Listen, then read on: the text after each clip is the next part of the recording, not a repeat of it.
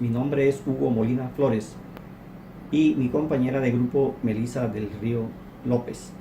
Somos estudiantes de la especialización en normas internacionales de información financiera. Hoy vamos a hablarles sobre la NIF 2 sección 26, que se denomina pagos basados en acciones. Como toda norma internacional, esta norma nos enseña los objetivos, el alcance, el reconocimiento, la medición y algunos casos prácticos. El objetivo de esta norma consiste en especificar la información que debemos tener en cuenta en el reconocimiento, la medición y la revelación de la información de las operaciones de esta naturaleza, es decir, los pagos basados en acciones. La norma, en cuanto al alcance, nos enseña que cualquier empresa que reciba bienes y servicios a cambio de entregar instrumentos de patrimonio está frente a una transacción de pagos basados en acciones. Entre estas transacciones podemos señalar, por ejemplo, la A, que nos dice la norma: transacciones con pagos basados en acciones liquidados mediante instrumentos de patrimonio. C, las transacciones con pagos basados en acciones liquidados en efectivo, en la que la entidad adquiere bienes o servicios incurriendo en pasivos con proveedores de esos bienes. C, transacciones en las que la entidad reciba o adquiera bienes o servicios y los términos del acuerdo proporcionen a la entidad o al proveedor de dichos bienes o servicios la opción de liquidar las transacciones en efectivo o mediante la emisión de instrumentos de patrimonio. Al glosario, esta norma, como todas las normas en el apéndice A, nos enseña algunos términos, algunas frases, como por ejemplo acuerdo de pagos basados en acciones, referente a esta norma. Un acuerdo entre la entidad y un tercero para establecer una transacción con pagos basados en acciones. Otro término, otra frase se denomina condición referida al mercado. Una condición de la que depende el precio de ejercicio, la irrevocabilidad o la ejercitabilidad de un instrumento de patrimonio. Otro serían las condiciones para la irrevocabilidad de la concesión. Nos dice que las condiciones que debe cumplir la otra parte para conseguir el derecho irrevocable a recibir efectivo, otros activos o instrumentos de patrimonio de la entidad, según el acuerdo de pago basado en acciones. Continuando con el glosario de términos, el cual está contemplado en el apéndice A, podemos contemplar a continuación lo que es el componente de renovación, una cualidad que da lugar a la concesión automática de opciones sobre acciones adicionales, cuando el tenedor de la opción ejercita las opciones previamente concedidas utilizando las acciones de entidad en lugar de efectivo para satisfacer el precio del ejercicio. También encontramos lo que son los empleados y los terceros que prestan servicios similares, ya que se puede dar el caso de que que la transacción se dé con los mismos empleados. Entonces se refiere la norma a individuos que prestan servicios personales a la entidad en una de las siguientes situaciones. Primero tenemos los individuos que tienen la consideración de empleados a efectos legales o fiscales, o sea que están vinculados directamente con la entidad. Segundo, tenemos los individuos que trabajan para la entidad bajo su dirección de la misma forma que quienes tienen la consideración de empleados a efectos legales o fiscales. Y tenemos los que prestan servicios similares a los que prestan los empleados.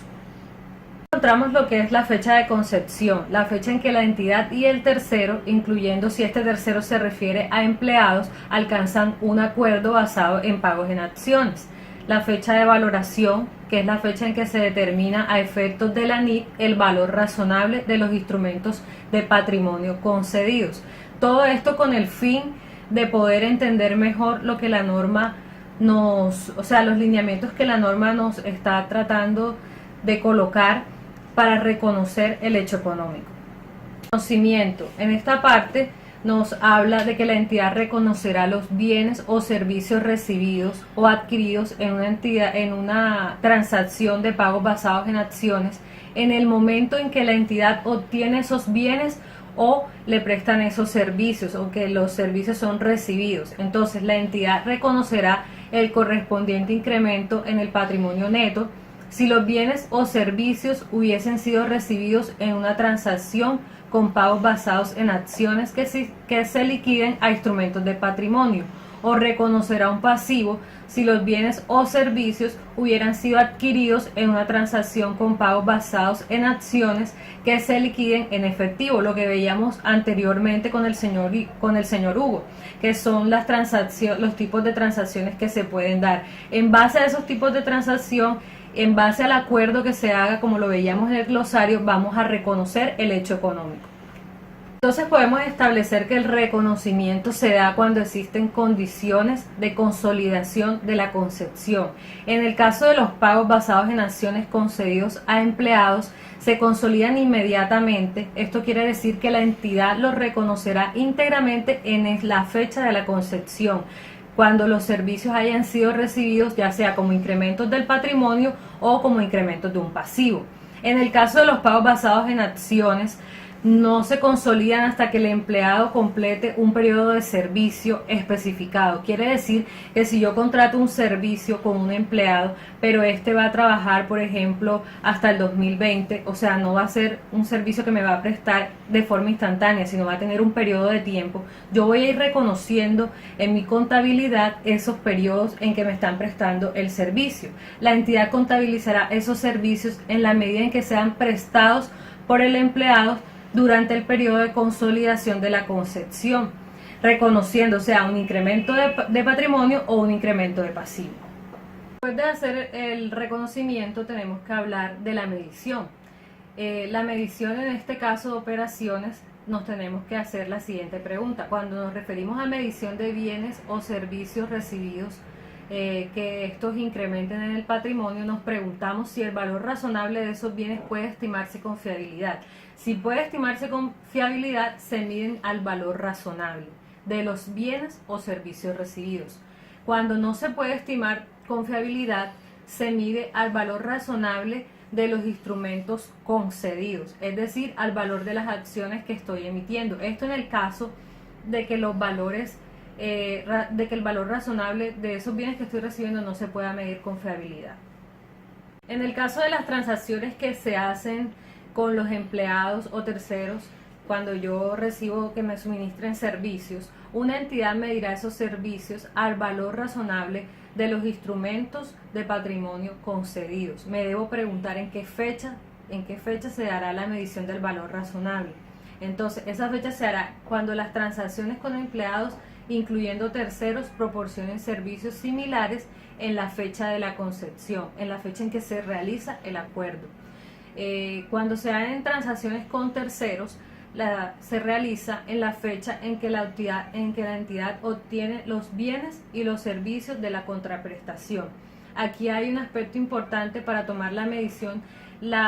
Debo tener el derecho de poder reclamar, ya sea en la conversión de esas acciones en efectivo, o el derecho de que se me emitan unas acciones. Pero este derecho, ¿qué lo da? Lo da el acuerdo.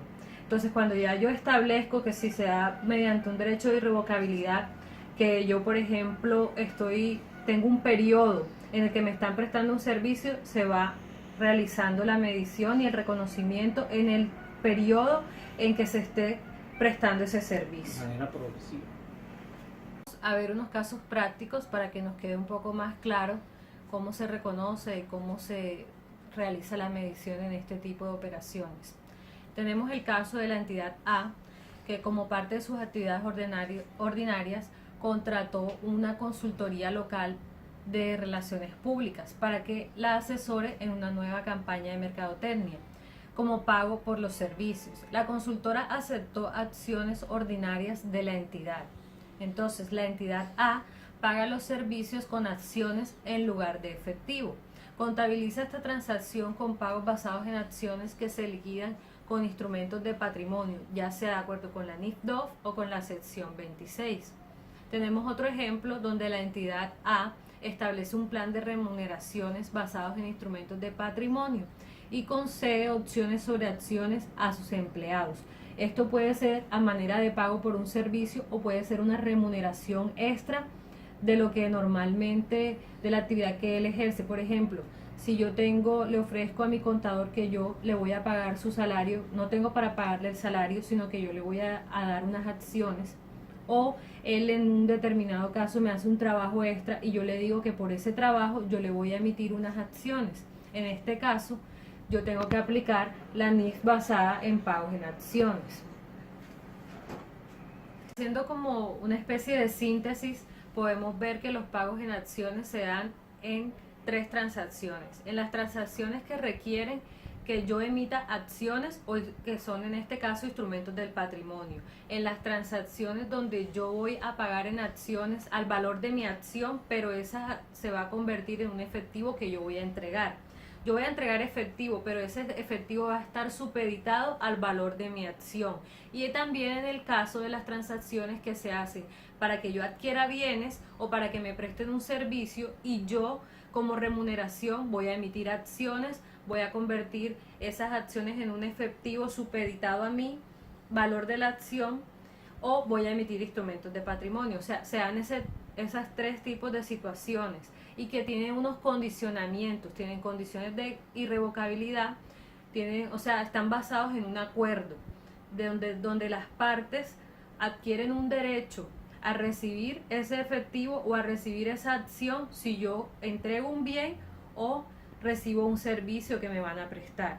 En síntesis, la norma es un poco amplia y hay que estudiar en detenimiento las condiciones, cómo se da el acuerdo y en qué momento se puede determinar el valor razonable de esa operación que estoy haciendo, ya que si no se puede medir con fiabilidad el valor razonable de los bienes o servicios, lo voy a hacer al valor razonable de los instrumentos que estoy entregando.